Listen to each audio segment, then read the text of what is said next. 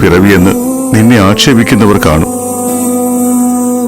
പക്ഷേ യഥാർത്ഥത്തിൽ ഭാഗ്യമില്ലാത്ത ജന്മം എന്റേതായിപ്പോയി.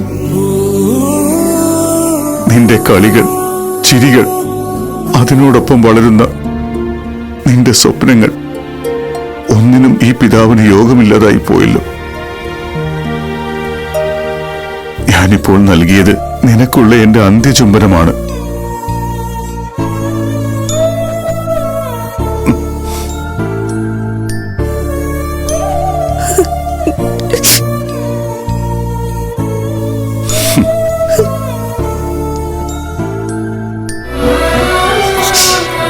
മീനാക്ഷി, നമ്മുടെ യാത്രയ്ക്കുള്ള സമയമായി. സിന്ദൂരമണിയിച്ച് നമ്മെ യാത്രയാക്കൂ.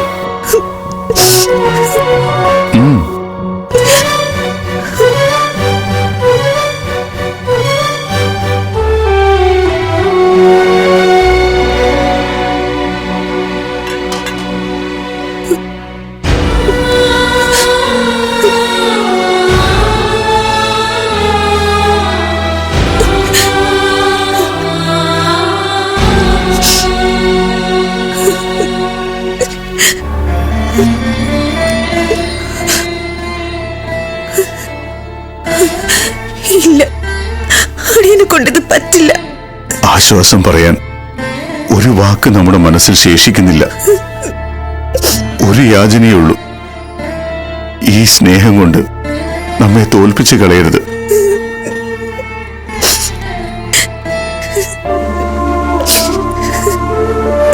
ഇത് മീനാക്ഷിയുടെ ഭർത്താവായ നമ്മുടെ അപേക്ഷയല്ല, നാട് വാഴുന്ന സുന്ദരരാജൻ തമ്പുരാന്റെ ആജ്ഞയാണ്. തിലകം ചാർത്തു.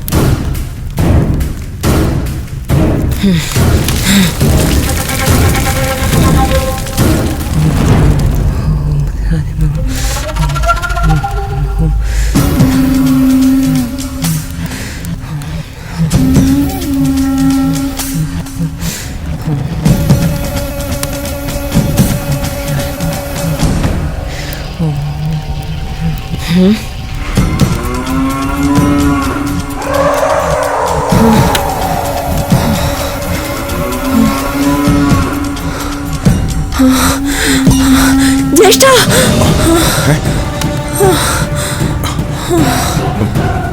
എന്താ? എന്തു പറ്റി? നോക്ക്.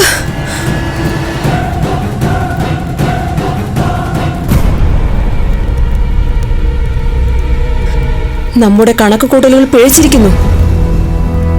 ദേശമംഗലം മണ്ണിലേക്ക് അവധൂതൻ പുറപ്പെട്ടിരിക്കുന്നു.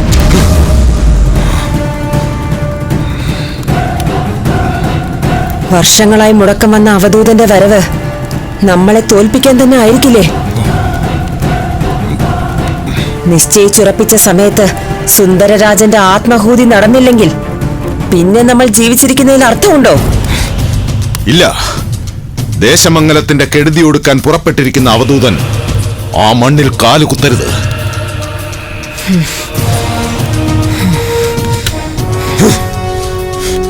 ഇന്ന് പകൽ അവസാനിക്കുന്നതിന് മുമ്പ് അവധൂതന്റെ മരണം അനിവാര്യമാണ്. എങ്കിൽ വേണ്ടതെന്താണെന്ന് ചിന്തിക്കാൻ. അവധൂതൻ ദേശമംഗലത്തെത്തിയാൽ സുന്ദരരാജന്റെ ആത്മഹൂതിക്ക് പകരം നമ്മുടെ ആത്മഹത്യയായിരിക്കും നടക്കുക.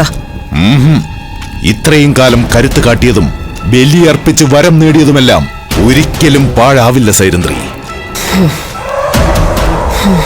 സുന്ദരരാജന് മുമ്പേ കാലപുരിക്ക് പോകാനാണ് അവധൂതന്റെ യോഗം.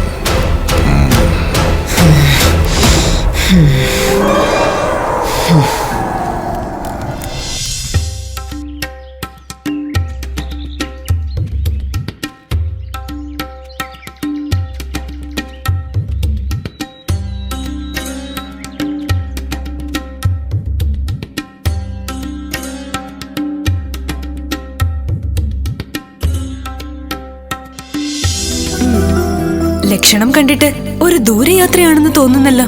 അതെ, കാലങ്ങളായി മുടങ്ങിക്കിടന്ന ഒരു യാത്ര. ദേവി മഹാമായയുടെ അനുഗ്രഹത്തിൽ ഇന്ന് വീണ്ടും ആരംഭിച്ചു. എനിക്കും അങ്ങയോടൊപ്പം കൂടാമോ? യാത്ര കഠിനമായിരിക്കും. പരീക്ഷണങ്ങൾക്കൊരു കുറവുണ്ടാവില്ല. അവിടുത്തെ പോലൊരു യുവതി അതൊക്കെ താങ്ങുമോ? സാരമില്ല, അങ്ങയുടെ മുഖം വിളങ്ങുന്നത് അറിവിന്റെ തേജസ് കൊണ്ടാണ്. അറിവുള്ളവരുടെ കൂടെ അല്പദൂരം നടക്കാൻ കഴിയുന്നതും പുണ്യമല്ലേ? ഭവതി ഏത് നാട്ടുകാരിയാണ്? ഇങ്ങനെ ഒരു യാത്രയ്ക്ക് ദേശത്തിന്റെ പേര് നിർബന്ധമാണോ? അങ്ങനെയില്ല. എന്നാൽ നടന്നോളൂ. പരീക്ഷണങ്ങളൊക്കെ ഉണ്ടാകുമെന്ന് പറഞ്ഞല്ലോ. ഒരുപക്ഷെ ചെറിയ സഹായങ്ങളൊക്കെ അടിയനെ കൊണ്ടും സാധിക്കും. നാം ഉദ്ദേശിച്ച പരീക്ഷണങ്ങളുടെ ആഴം എത്രയെന്ന് ഊഹിക്കാൻ പോലും ഒരു യുവതിക്ക് സാധിക്കില്ല. എന്നിട്ടല്ലേ അത് പരിഹരിക്കുന്നത്? എലി ഒരു ചെറിയ ജീവിയല്ലേ? പക്ഷേ കൃഷിനാശം വരുത്തുന്ന എത്രയോ പ്രാണികളെ എലികൾ തിന്നൊടുക്കുന്നു.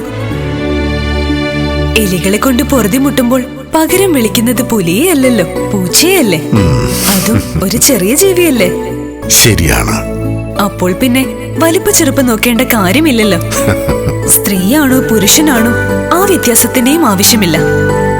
ആരും എവിടെയും ഉപകരിക്കും.